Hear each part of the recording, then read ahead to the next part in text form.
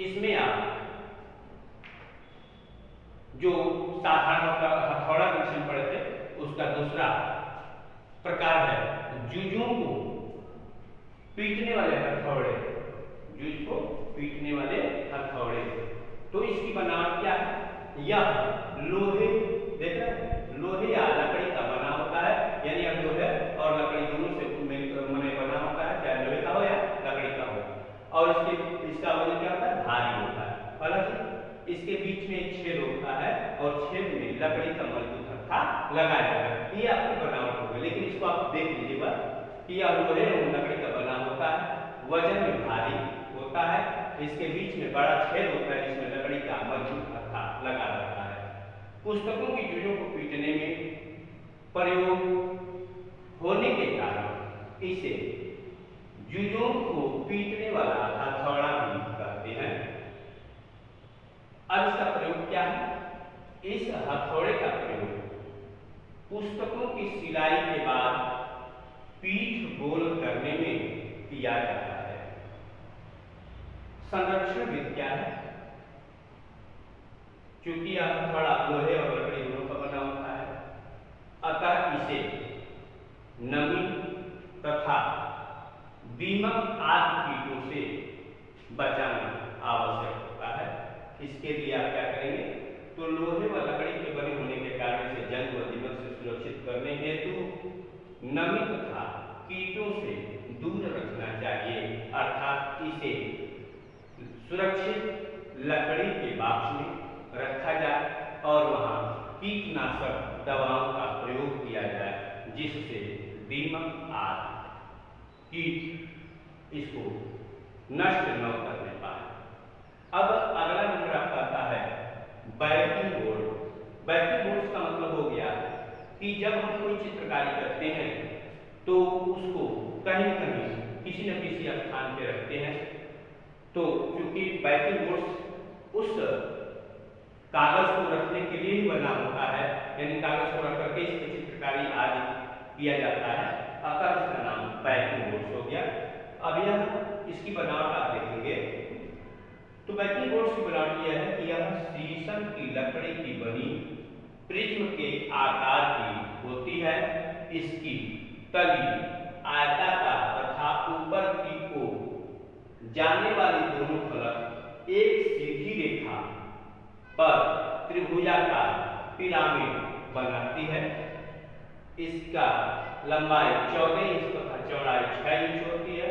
पुस्तक की पीठ गोल करते समय पुस्तक को दोनों बोर्ड्स के बीच में दबाकर शिकंजे में कस देते हैं। तो यहां पे देखेंगे पीठ, पुस्तक की पीठ को गोल करते समय, क्या गोल करते समय पुस्तक को दोनों बोर्ड्स के बीच में दबाकर शिकंजे में कस देते हैं। ठीक है, प्रयोग कैसे होता है? शिकंजे में कसते समय पुस्तक के दोनों ओर एक एक बोर्ड में कसकर पुस्तक की पीठ गोल करने के लिए धीरे धीरे हथौड़े से मारते हैं। धीरे धीरे हथौड़े से मारते हैं। अब इसका संरक्षण क्या है? तो यहां भी आप देख रहे हैं कि यह शीशम की लकड़ी का बना होता है। तो जब शीशम की लकड़ी से इसे धूल, धूप और नमी आदि से बचाना चाहिए, अतः इसे एक स्वच्छ कपड़े से ढककर लकड़ी के बॉक्स में रखना चाहिए। तो आज आपने जूझ पीटने वाले हथौड़े की बनावट और बैकिंग बोर्ड की बनावट, प्रयोग और संरक्षण के विषय में आपने अध्ययन किया। अगला वीडियो के लिए पुनः मिलेंगे, तब तक के लिए धन्यवाद।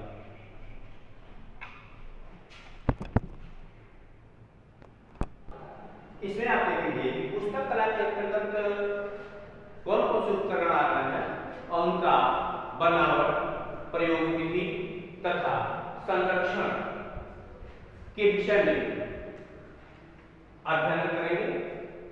तो इसमें आप देखेंगे छठा नंबर पे है खड़ा शिकंजा या बड़ी दाब मशीन।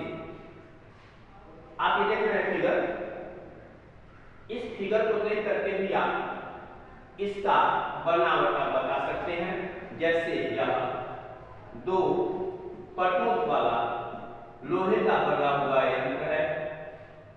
निचला जो पट होता है वो स्थिर होता है और ऊपरी पट एक चूड़ीदार पेंच द्वारा लगे हुए डंडे से ऊपर या नीचे खिसकाया जा सकता है।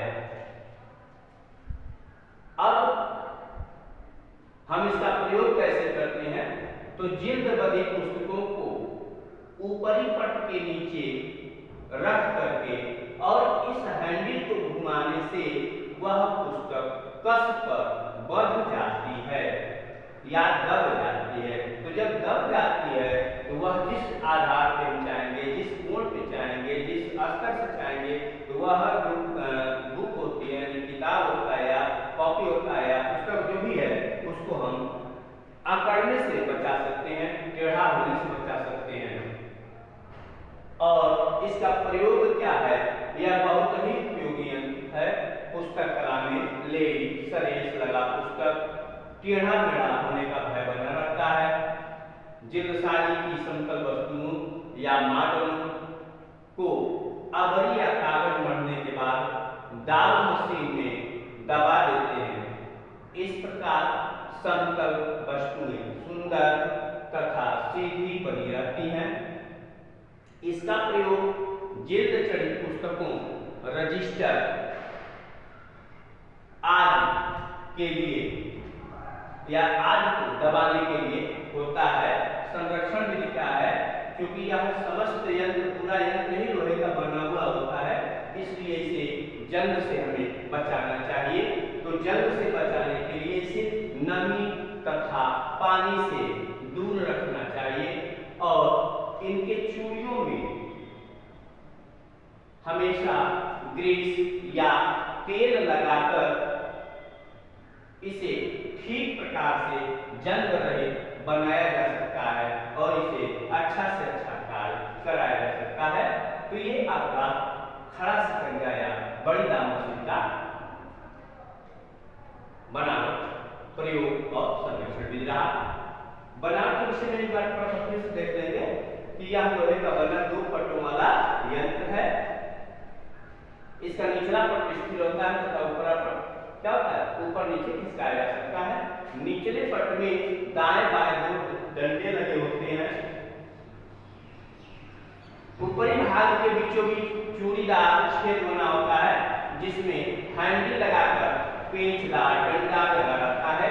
इसे घुमाने से, हैंडल को घुमाने से ऊपरी पट नीचे पर खिसकता है।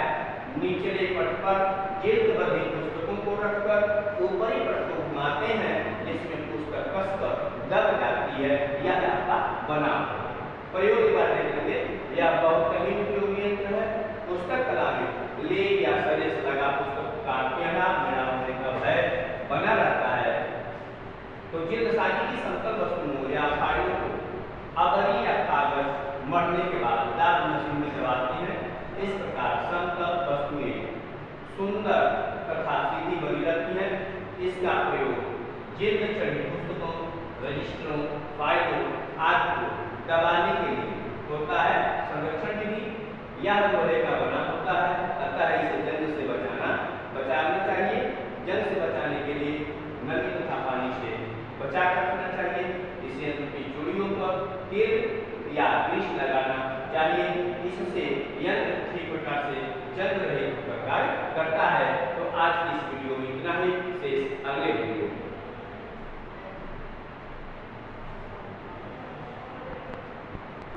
इसमें आप देखेंगे कि कार्डबोर्ड कटर क्या है, उसकी बनावट क्या है, उसका प्रयोग क्या है और संरक्षण विधि क्या है, तथा दूसरा आईलेट फिक्सर की बनावट, प्रयोग और संरक्षण विधि के विषय में अध्ययन करेंगे।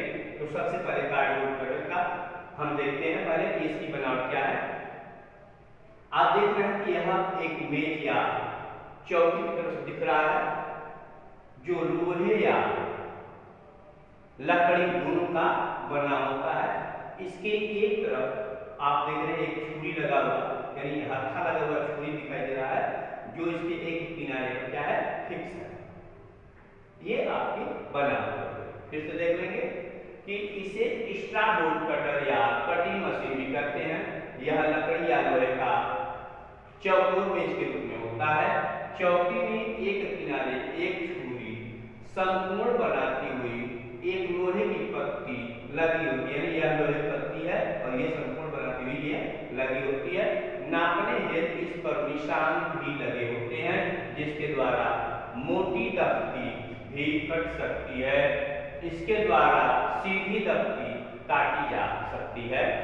प्रयोग क्या है, जब दफ्ती को काटना हो तो छुरी को ऊपर उठाकर जितना दफ्ती काटना हो उसे किनारे बाहर निकालकर हाथ से वस्तु को क्या करते हैं, दबा देते हैं तथा बाएं हाथ से छुरी के हत्थे को जोर से दबाने पर दफ्ती चौकोर सीधी कट जाती है।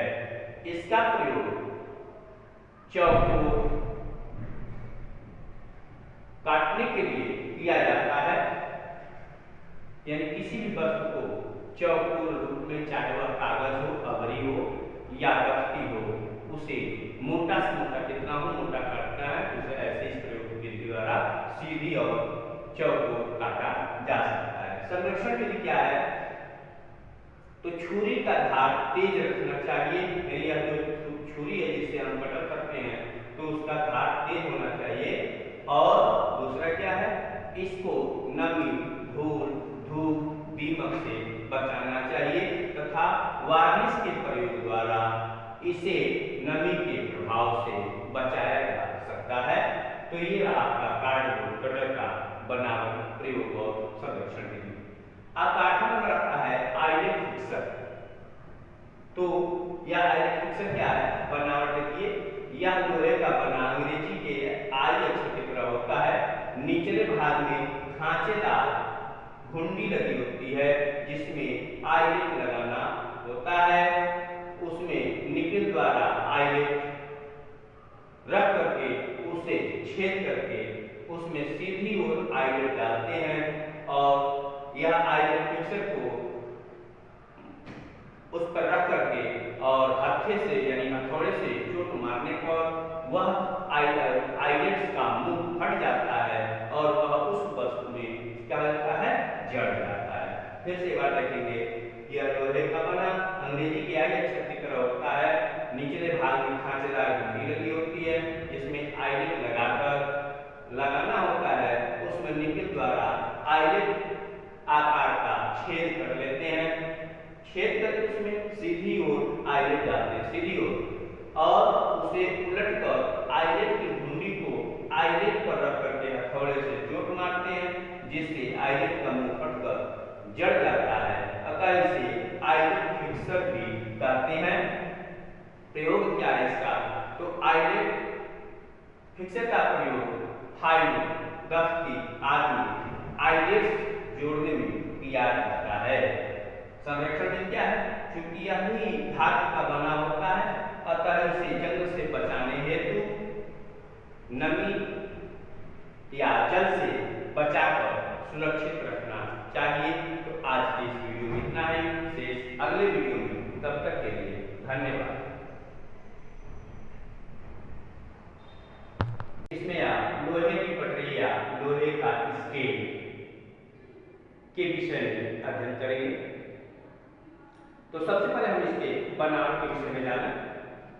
तो लोहे की पटरी या स्केल की बनावट यह लकड़ी के पैमाने की भांति होती है, लेकिन इसे अधिकतर लोहे की ही बनाते हैं और इसकी लंबाई लकड़ी के पैमाने की 2 गुनी अर्थात 24 इंच लंबा तथा चौड़ाई 2 इंच होती है।